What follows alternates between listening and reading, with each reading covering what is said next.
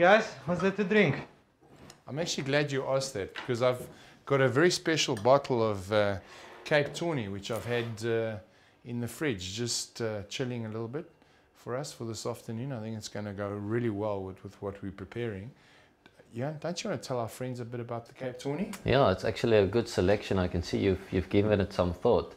What that basically is it starts out like a normal vintage or a ruby style, but that we stick in barrels for a couple of years and just forget about it.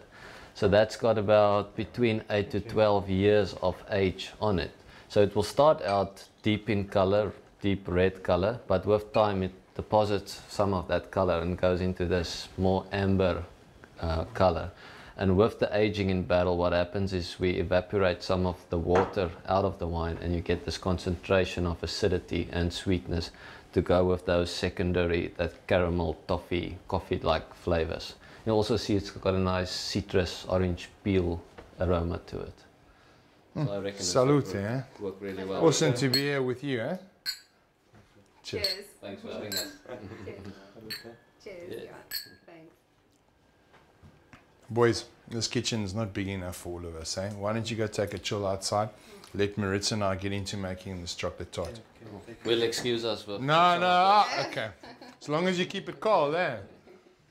When I was busy with the pairings for Cape Fusion, it made me think back to the first dinner party where you prepared the Lindt Chocolate Torte for me. I remember. And what was so amazing about it was the fact that it was not fatty, it didn't coat the palate. So when I tasted this Tawny, it needed something which had that lovely chocolate flavor, had the nuttiness, but without any of the cream, or how can I say, dairy in it. Yeah, coating your mouth. Which so you actually, can experience you don't manage to experience the two together. Exactly. And the first time I tasted this chocolate tart, I didn't know that avocado was actually in the base, which is absolutely incredible.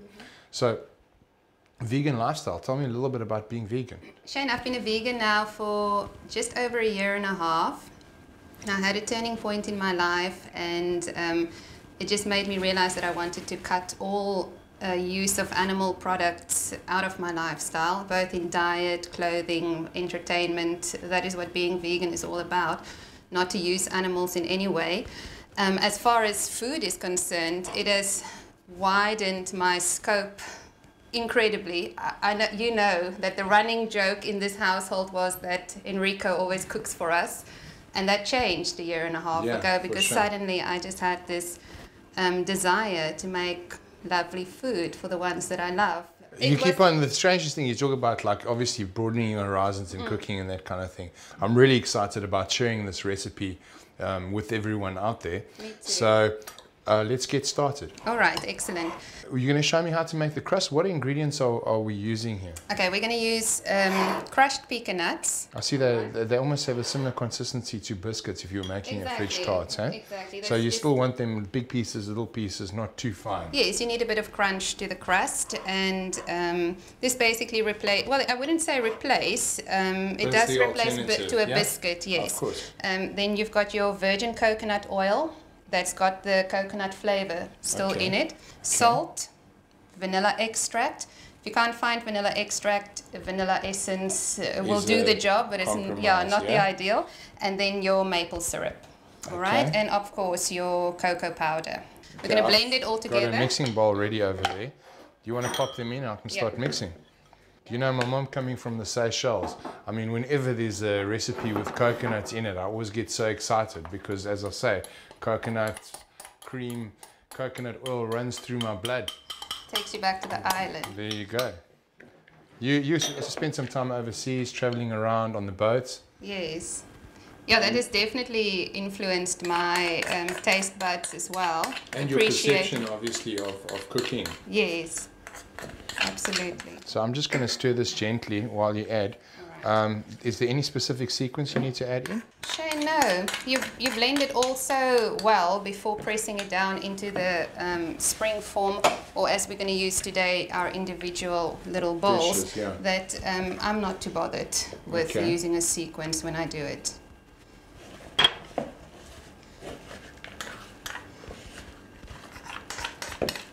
Oh, and originally when I heard of this recipe, it asked for a food processor. Okay. But among my friends, at least, so few people have food processors. So we'll show them how to, as you say, wing it today in a bowl. Okay. That's what I like to do. Okay, you think you're done? I've been mixing and mixing. You think we ready? I think you did good. You happy with that? Okay. I am. Okay, we're going to put that into those bowls, eh? Yes. That's all done, eh? But what I found was, while I was busy doing this, I was actually struggling a little bit. The spoon was getting stuck on the ingredients. You got any tips to solve that problem? Yeah, just dampen it with some cold water and it will stick to the bowl and not so much to the spoon. Now we do let's call it a batter for lack of a better word in this instance. And this is where it gets really fun because you wouldn't believe what we're going to create with these ingredients. Let's take us through the ingredients, please. Okay, we've got 3 avos here. Ideally has avos because they do have a creamy texture to the flesh. More of a buttery. Exactly. You get those, I don't know all the names, but you get a few that's got quite a watery taste to them as well. Don't use those. Wait for your Hass to be either imported or in season here. So then we've also got our maple syrup. That's the authentic Canadian maple syrup. Correct, the ones they use for, the one they use for pecanut pies. Oh, wow, yeah, okay. Delicious. Cocoa powder again. Vanilla extract. Again, vanilla essence will do the job if that's all you can find. We've got some soy milk. Any dairy milk replacement will do though in this instance. You can use your oat or your almond milk as well.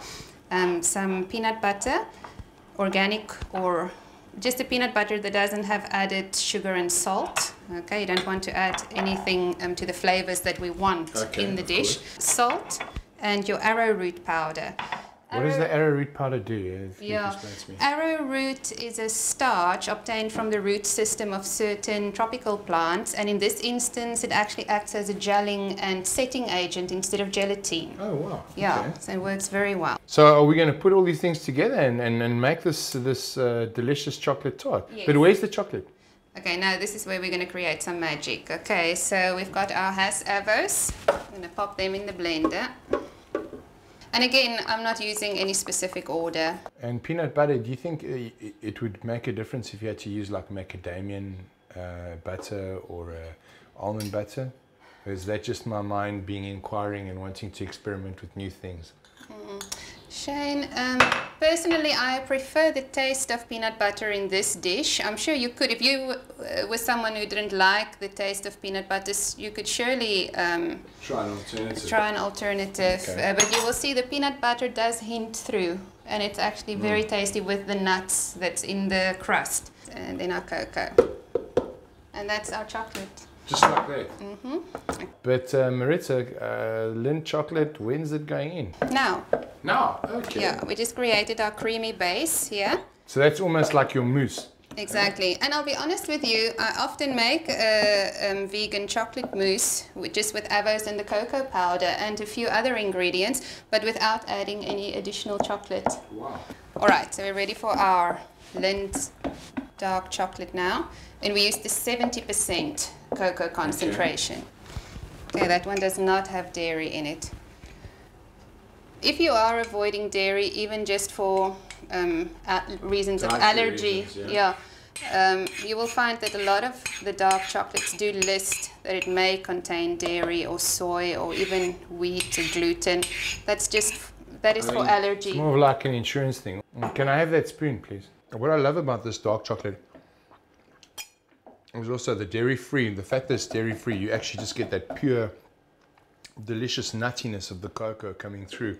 There's absolutely no cream or anything like that on the palate. Shane, look at this texture and the consistency. I can't wait to taste that. That just looks so divine. Scoop this on our little bases. Sure, does look delicious, eh? I know. I know you can't wait for it to chill, so would you like to have a taste? I thought you'd never ask, eh? Wow. Are you impressed? That's absolutely divine. And I actually really love the way the peanut butter just puts everything together. Huh? I think that is definitely the fusing agent in this. Huh? So now what do we do? Well, now we're going to pop it in the freezer for an hour or two, ideally 2 hours, to make sure it sets nicely. And you and I can go and have some lunch. Awesome. Fantastic.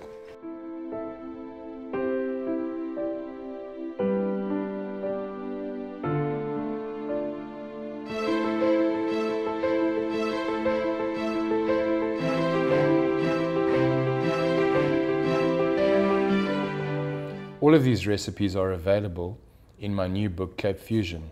Cape Fusion is going to be for sale at exclusive books countrywide, Jacana Media, Lapentola, Hermanus and Pretoria, and of course, Celador at the KWV in Paarl. Thank you for joining me on this culinary journey. From me, Shane Sauvage, and my good friend Johann Fourie, the winemaker, thanks for joining us. Ciao for now.